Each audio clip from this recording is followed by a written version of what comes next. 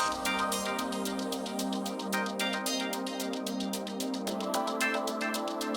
hi, everyone. Welcome for joining us today. And today we have another episode of our Built on Values Spotlight.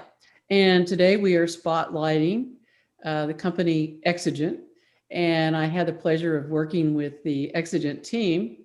It's been now, I think, over a year ago to help in terms of establishing their culture around their transformation. And so we have Hugh Voigt, who's the CEO, and Megan Lund, who's marketing manager, and Mark Huber, who are here to chat with us today about some of the things that they've been doing during this time of exceptional adaptation to what we're doing with the remote workplace, as well as what they've been doing with their culture.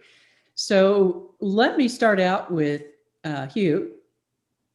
And first of all, why don't you just tell us a little bit about Xigent to start with?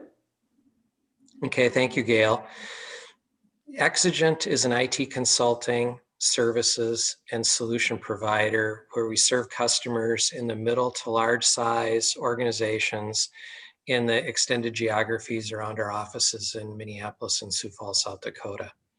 In essence, what we do is we bring really top quality enterprise level talent and skills and process to our middle market clients to help them drive improvements in IT and have their IT become more effective and efficient.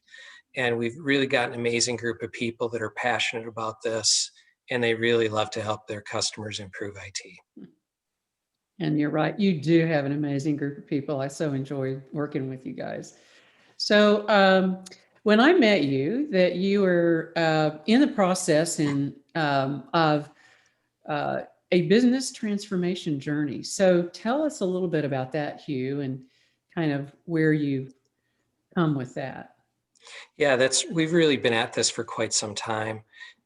Sometimes I think about it being more of an evolution versus a transformation, but we're working hard to speed that up. But years ago, we were a traditional IT solution provider, just like all the other companies like us in the market, providing pinpoint solutions for our customers' tactical IT needs. And we discovered that really we're nibbling at the edges of the problem. Our customers' real problems are to try to help build their business, drive revenue, improve the productivity of their people, reduce the risk to the business. These are things that they're really trying to do, and yet their IT organizations are not really focused so much on those problems. They're focused on maybe day-by-day operational issues. And so we discovered that we really needed to change if we were going to help our customers get after what their real issues were and make a difference on those, we needed to change. And in essence, like on the graphic that you see, we're trying to move our business from the left-hand side of this graphic to the right-hand side of that graphic. And so we've been doing a lot to build consulting capabilities and service capabilities in our business, basically around driving outcome improvement. And we see this now as our purpose. It's who we are. And we refer to this in our company as result-driven IT. And we're striving to work with all of our customers, no matter their size, and no matter what level we're working with, or tactical or strategic, using this approach with everything that we do. Can you give us some of your thinking around how culture has factored into Xigent's business transformation?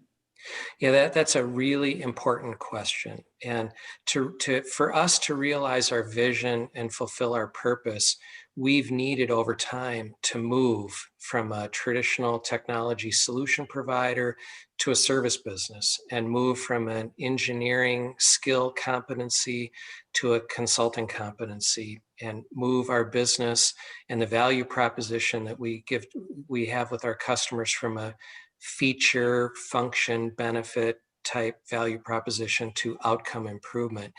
And this has permeated everything that we do, and it includes a lot of people issues. There's a lot of change associated with people in this transformation. And we've felt for years now that our our business strategy was sound. It was on the money, but we weren't making as much progress as we'd like to. I guess maybe I'd always feel that way.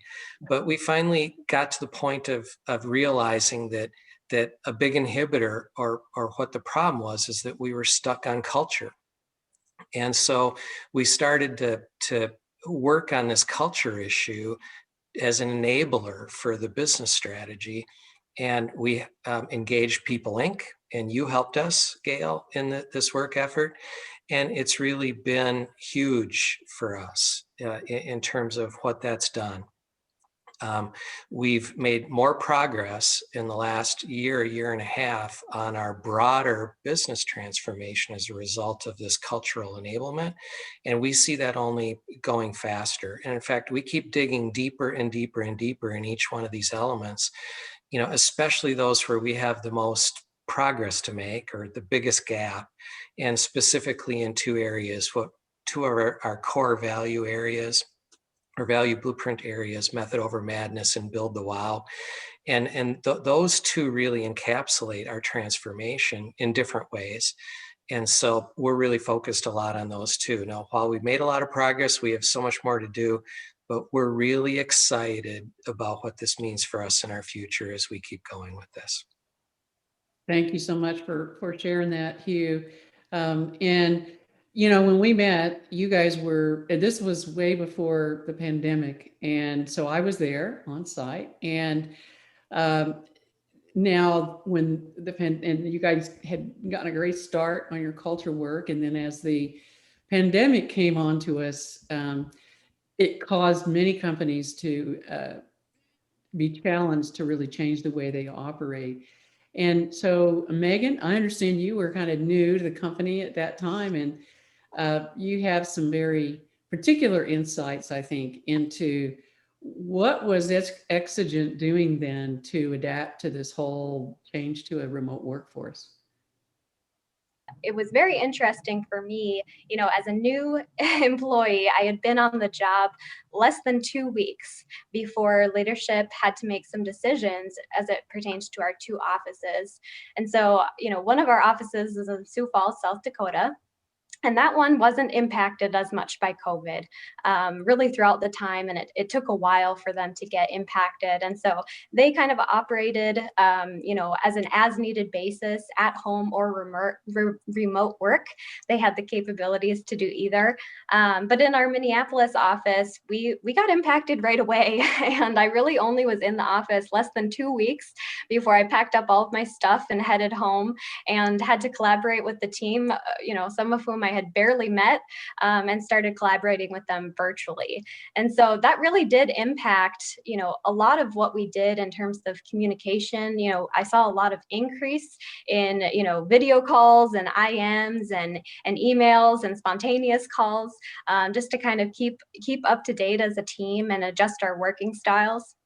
But it was very cool for me to see as a new employee how leadership really rallied around maintaining our core values during this time and upholding our culture. I saw our VP of service delivery doing regular check-ins with employees to see how they were doing and managing, what their needs were during this time, regular updates from Hugh to update us all on how the business is doing, and just really reaffirming that the health and safety of our employees at Xigent, as well as our clients and our families, is really something that they work to support and uphold in all ways, surrounding our culture and our work environment. Awesome. And you guys have been making some strides in your journey, I know, and we'll hear probably a little bit more about that as we go along.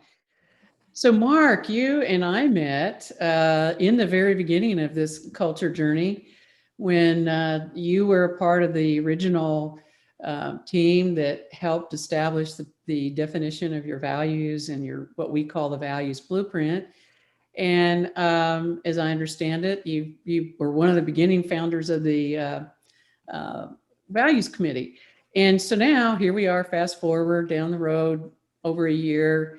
Can you talk a little bit about, what your culture journey has been like since the beginning, and then has that contributed to sustaining your culture and keeping it vibrant as you entered into these changes in our workforce times? Absolutely. Well, first of all, starting off with the values blueprint work and seeking to create a values-driven culture, the whole exercise was a lot of fun and I really enjoyed it. It was fascinating to see the way the team, and I'm talking about a very large cross-section of our company coming together to talk about what really matters to us in our future. So it was very organic, and that paved the way for our values blueprint, which I think really eased for us the transition into the COVID times. It's been interesting because as we've had to go remote, which was easier for one office and a little more difficult for the other office, it provided a central focus of unification as we've striven to build that culture and to negotiate this time.